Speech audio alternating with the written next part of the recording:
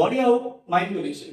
ମା ବସିକି ଅଛି, ମା ସେଠି ଦେହ ଖରାପ ଅଛି ମାଙ୍କର, ମାଙ୍କୁ ଦେଖୁଛ କାନ୍ଦୁଛ ହେଲା, କି ମାଙ୍କ ସାଙ୍ଗେ କଥା ହଉଛ, ତ ମା ସେଇଠି ଅଛନ୍ତି ମାନେ ତମକୁ ଯିବାକୁ ପଡିବ ଅବଶ୍ୟ। ଡାଇଲଗ ସିନା କହିଦେଲ, ମାଙ୍କୁ ସିନା ଡାଇଲଗ କହିଦେଲ, ଦୁଃଖ ଜଣେଇଦେଲ, ସବୁ କଲ, କିନ୍ତୁ ତ ମାଙ୍କ ପାଖକୁ ଯେତେବେଳେ ତ ଯିବ, ମାଙ୍କ ପାଖରେ ବସିକି ତ ତମେ କଥା ହବ। ତ ବଡି ଆଉ ମାଇଣ୍ଡ କନେକ୍ସନ, ଗୋଟେ ଆକ୍ଟରର ମାଇଣ୍ଡ ଯେତେବେଳେ, ମାଇଣ୍ଡ ସହିତ ବଡିର କନେକ୍ସନ ସବୁବେଳେ ମିଶିକି ରହିବାକୁ ପଡିବ। ତମେ ଯାହା କହୁଛ ଡାଇଲଗରେ ବଡି ମୁଭମେଣ୍ଟ ସେଟା ହେଉଥିବା ଦରକାର। ଧରିନିଅ ଗୋଟେ ତମକୁ ଗୋଟେ ନୂଆ କ୍ୟାରେକ୍ଟର ଦିଆଗଲା, ଧରିନିଅ ଆପଣଙ୍କୁ ମୁଁ ଏବେ ଦେବି ଗୋଟେ ଗୁଣ୍ଡା କ୍ୟାରେକ୍ଟରଟେ, ଗୋଟେ ଗୁଣ୍ଡା ଯିଏକି ସବୁବେଳେ ଗୁଣ୍ଡା ସେମିତି କରେ, ସବୁବେଳେ ଲୋକଙ୍କୁ ମାରପିଟ କରେ, କିନ୍ତୁ ତା ପାଖରେ ଟିକେ ମଣିଷତ୍ୱ ବି ଅଛି। ଧରିନିଅ ଅଗ୍ନିପଥ। ଅଗ୍ନିପଥରେ ଅମିତାଭ ବଚ୍ଚନ କଣ ଥିଲା, ଗୋଟେ ବହୁତ ବଡ ଗୁଣ୍ଡା ଥିଲା, କିନ୍ତୁ ସେ ଗରିବ ଲୋକଙ୍କୁ ସାହାଯ୍ୟ କରୁଥିଲା। ସେ ଗୁଣ୍ଡା କ୍ୟାରେକ୍ଟର, ସେ ଗୁଣ୍ଡା, କିନ୍ତୁ ସେ ଗରିବ ଲୋକଙ୍କୁ ସାହାଯ୍ୟ କରୁଥିଲା। କିନ୍ତୁ ଅଗ୍ନିପଥ ପିକ୍ଚରରେ କଣ ହେଇଛି ନା, ଯେତେବେଳେ ପିକ୍ଚର ଦେଖିଛ, ଅଗ୍ନିପଥ ଦେଖିଛ ପୁରୁଣା, ସେଠି କଣ ହେଇଛି ନା ହିରୋର କ୍ୟାରେକ୍ଟରକୁ ଆମେ ଛୋଟ ପିଲାଠୁ ଦେଖା ହେଇଯାଇଛି, ପ୍ରେଜେଣ୍ଟ କରାଯାଇଛି। ଏମିତି ଥିଲା, ସେମିତି ଥିଲା, ଭଲ ଲୋକ, ଭଲ ଥିଲା, ଭଲ ପରିବାର ଥିଲା, ସଂସ୍କାର ଭଲ ଥିଲା, କିନ୍ତୁ ପରବର୍ତ୍ତୀ ସମୟରେ ତାକୁ ନିର୍ଯାତନା ପାଇକି ସେ ଗୋଟେ ଗୁଣ୍ଡାରେ କନଭର୍ଟ ହେଇଯାଇଛି। ତ ସେଇଠି ତମେ ଜାଣିବ ଯେ ହଁ, ଅମିତାଭ ବଚ୍ଚନ ଗୋଟେ ଭଲ ପିଲା ଥିଲା, ତାକୁ ଟର୍ଚର କରାଗଲା, ତାକୁ ସେ ଗୁଣ୍ଡା ହେଇଗଲା। ସେଇ କ୍ୟାରେକ୍ଟରଟାକୁ ତମେ ଜାଣିବ। ନର୍ମାଲି ଗୋଟେ ଫିଲ୍ମରେ କଣ ହୁଏ ନା, ତମକୁ କ୍ୟାରେକ୍ଟର ଜାଣିନଥିବ, ତମକୁ ମୁଁ କହିବି ତମେ ଗୁଣ୍ଡା ହବ, ତମେ ଲୋକଙ୍କୁ ମାରୁଛ, ପିଟୁଛ, ଭାଣୁଛ, କିନ୍ତୁ ତମ ପାଖରେ ମଣିଷତ୍ୱ ବି ଅଛି। ତମକୁ ମୁଁ କହିଦେଲି ଏଇଟା ଆକ୍ଟିଂ କରିବାକୁ ପଡିବ, ତ ତମେ କଣ କରିବ, ତମେ ତ କ୍ୟାରେକ୍ଟର ବିଷୟରେ କିଛି ବି ଜାଣିବନି। କଣ ଜାଣିଛ ତମେ? ହିରୋର ପିଲାର ଖବର କଣ ଜାଣିଛ କି ଜାଣିବ? ତମକୁ ମୁଁ କହିଲି ତମେ ଗୋଟେ ଗୁଣ୍ଡା, ତମେ ଲୋକଙ୍କୁ ମାରୁଛ, ପିଟୁଛ, କିନ୍ତୁ ତମ ପାଖରେ ମଣିଷ ମାନେ ବି ଟିକେ ଟିକେ ଅଛି, ହେଲ୍ପିଂ ନେଚର ବି ଅଛି।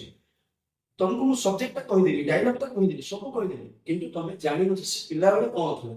ତ ତମକୁ ସେ କ୍ୟାରେକ୍ଟରକୁ ଫାର୍ଷ୍ଟ ଆନାଲାଇସିସ୍ କରିବାକୁ ପଡିବ ଯେ ହିରୋ ଗୁଣ୍ଡା, ସେ ଗୁଣ୍ଡା କିନ୍ତୁ ଲୋକଙ୍କୁ ସାହାଯ୍ୟ କରୁଛି, ମାରିବା ସାଙ୍ଗରେ ସେ ଲୋକଙ୍କୁ ସାହାଯ୍ୟ କରୁଛି, ତା ପାଖରେ ମଣିଷ ପଣିଆ ଅଛି। ତ ସେ କ୍ୟାରେକ୍ଟରଟାକୁ ତମକୁ ପଛକୁ ଯିବାକୁ ପଡିବ।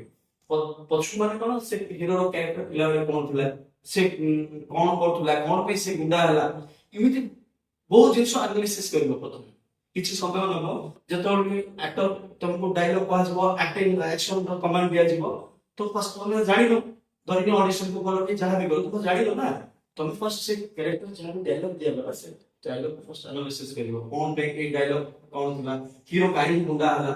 କିଛି ସମୟ ତମେ ମାଇଣ୍ଡ କଲା ବେଳକୁ ପିକ୍ଚରାଇଜ କରିବ, ଦେନ୍ ତମେ ଇଏ କରିବ, ଆକ୍ଟିଂ କରିବ। ସେମିତି ଆମେ ଆଗେ ଛୋଟିଆ ଏକ୍ସାମ୍ପଲ କରିବା, ବଡି ଆଣ୍ଡ ମାଇଣ୍ଡ କନେକ୍ସନ। ବର୍ତ୍ତମାନ ଆଖି ବନ୍ଦ କରିଦିଅ ସମସ୍ତେ, ଆଖି ବନ୍ଦ କରିଦିଅ। ଆଖି ବନ୍ଦ କରିକି କଣ କରିବ ନା, ଫିଲ୍ କର, ଯିଏ ଯୋଉ କ୍ୟାରେକ୍ଟରକୁ ପାରୁଛ ଫିଲ୍ କର।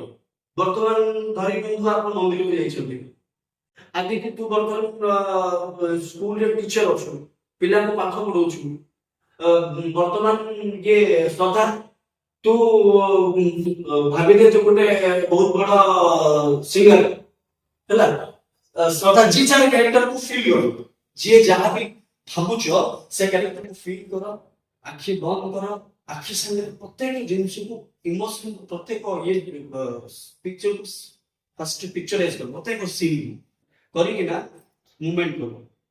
ଆପଣ କଣ କୁଆଡେ ଯାଇଛନ୍ତି, ବର୍ତ୍ତମାନ ମନ୍ଦିର ଯାଇଛନ୍ତି, ତ ମନ୍ଦିରରେ କଣ କରୁଛନ୍ତି ତାକୁ ଆପଣ ବଡି ମୁଭମେଣ୍ଟ କରନ୍ତୁ, ଫିଲ୍ କରନ୍ତୁ। ଫାର୍ଷ୍ଟ ମନ୍ଦିରକୁ ଗଲେ, ମନ୍ଦିରରେ କଣ କଲେ ଆପଣ କରନ୍ତୁ, ମନ୍ଦିରରେ କଣ କରୁଛନ୍ତି ଆପଣ, ମନ୍ଦିରରେ ଯାହା ବି କରୁଛନ୍ତି, ମନ୍ଦିରରେ ମୁଣ୍ଡିଆ ମାରିଲେ, ଘଣ୍ଟି ମାରିଲେ, ଯାହା ବି, ସମସ୍ତେ ଆଖି ବନ୍ଦ କର, ଆଖି ବନ୍ଦ କର, ଫିଲ୍ କର, ଫିଲ୍ କର।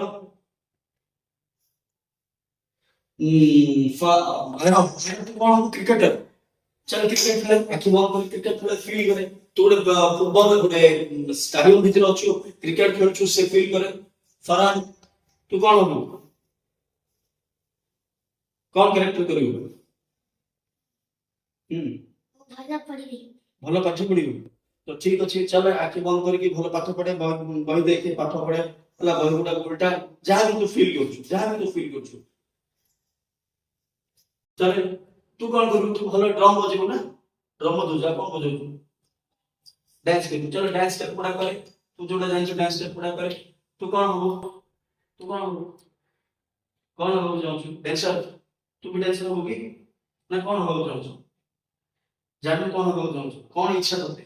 ଡ୍ୟାନ୍ସ, ଆକ୍ଟିଂ, ଖେଳ, କଣ ଇଚ୍ଛା? ଠିକ ଅଛି, ତୁ ଫିଲ୍ କରେ, ତୁ ଯାହା ବି ଖେଳ ଖେଳିବାକୁ ଚାହୁଁଛୁ ସେଟା ଫିଲ୍ କରେ, ଫିଲ୍ କରେ।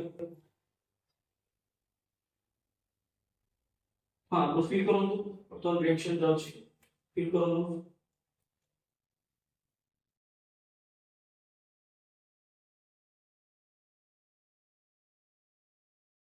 ଓକେ।